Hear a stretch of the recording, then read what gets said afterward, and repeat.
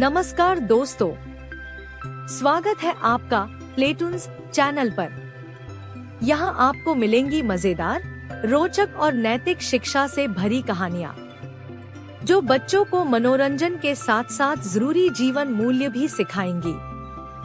आज की कहानी है मछुआरा और सोने की मछली। लालच करने से हाथ का भी जाता है।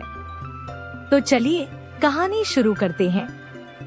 बहुत समय पहले एक मछुआरा समुद्र में मछलियां पकड़ने के लिए गया। वह अपनी छोटी सी नाव में बैठकर अपने जाल से मछलियां पकड़ने का काम करता था। एक दिन उसने जाल में एक बहुत बड़ी मछली फंसती हुई पाई।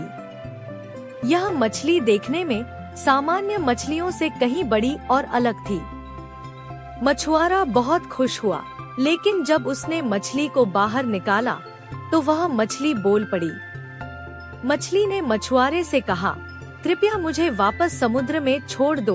मैं तुम्हें एक ऐसा उपहार दूंगी जिसे तुम कभी नहीं सोच सकते। मछुआरा हैरान होकर मछली को देखता रहा।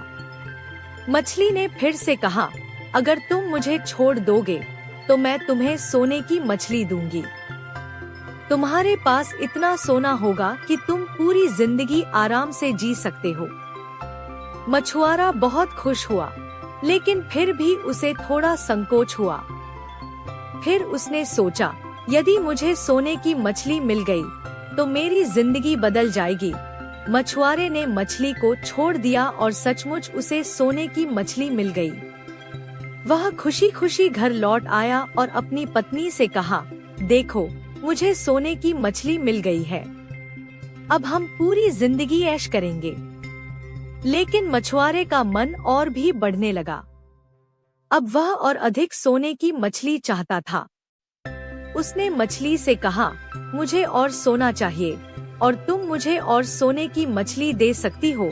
मछली ने उसे समझाया, ध्यान रखना, लालच हमेशा नुकसान का कारण बनता है। मगर मछुआरा नहीं माना और मछली से और सोने की मछली मांगने लगा।